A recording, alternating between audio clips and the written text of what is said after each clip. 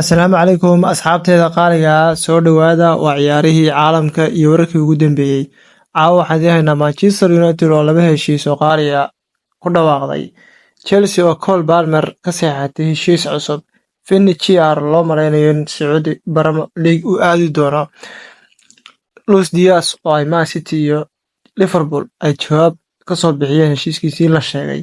Wararkaasi warar kala duwan baa idin haynaa asxaabta qaaliga waxaad ka codsanayd like, share, subscribe and follow noo gaarsiisaan page-ka iyo YouTube-ka si aan la socodsiino wararkii ugu dambeeyay ciyaaraha caalamka.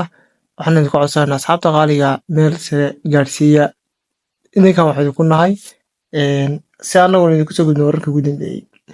Wararkii ugu dambeeyay caalamka waxay sheegayaan Manchester United ay ku dhawaaqday heshiisyadii ay in badan sugaysay.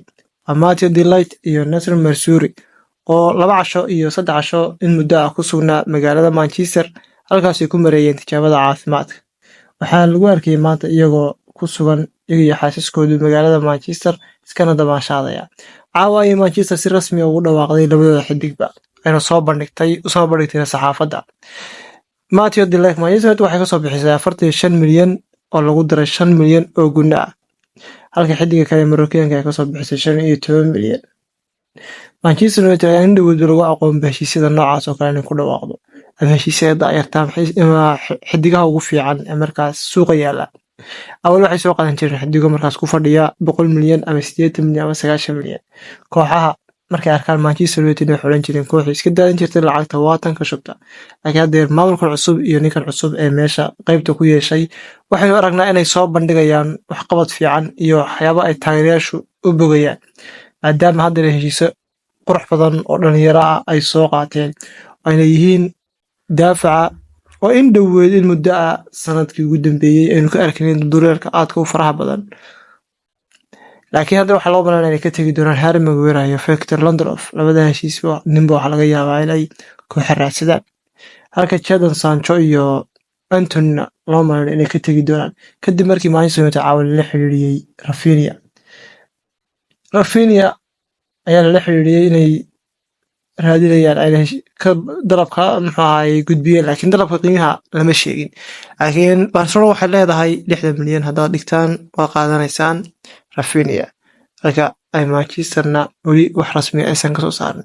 Dhanka kale Luis Diaz ahaa waxay wararkina ku maqlanay maanta iyadoo la tababaranayo Man City ayuu heshiis shakhsi la saxeexay saxaafaddu ay la ordiso wararkaas.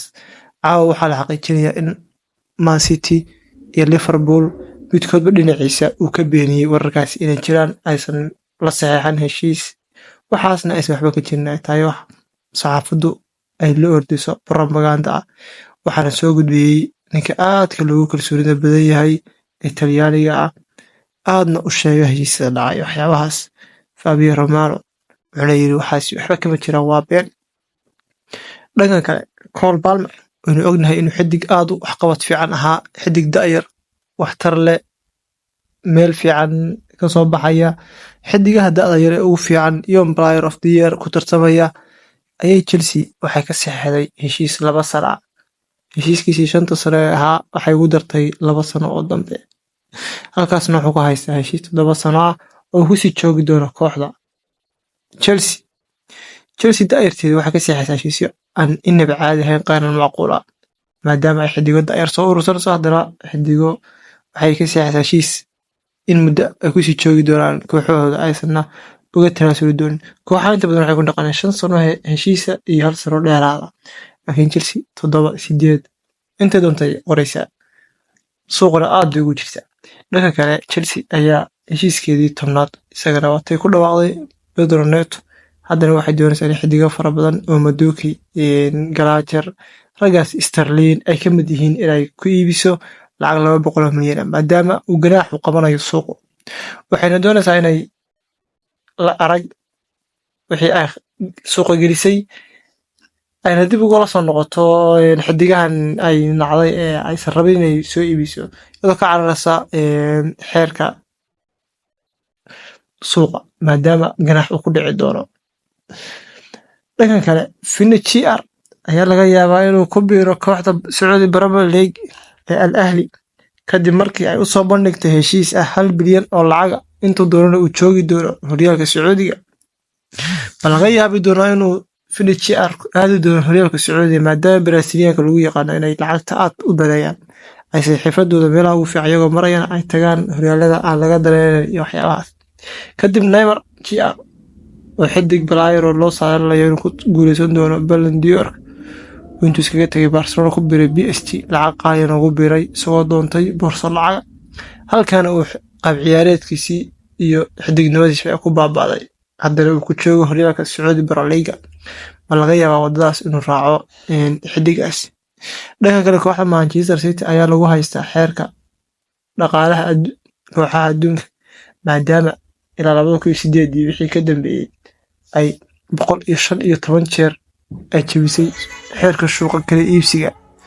Waxaa laga yaabaa in ganaax lagu saaro maalmaha soo socda isbuucyada soo socda, laakiin maxkamadda waxaa la fadhiisan doonaa la aadi doonaa sanadka bisha January. Xilligaas ayaa lasoo bandhigi doonaa dambiyada ay galeen, laakiin hadda waxaa laga yaabaa in ay laga wada fadhiisan doonaa maxkamadda. Asxaabta qaaliga way noo kulantay dambe xiiso leh, waan salaamaynaa.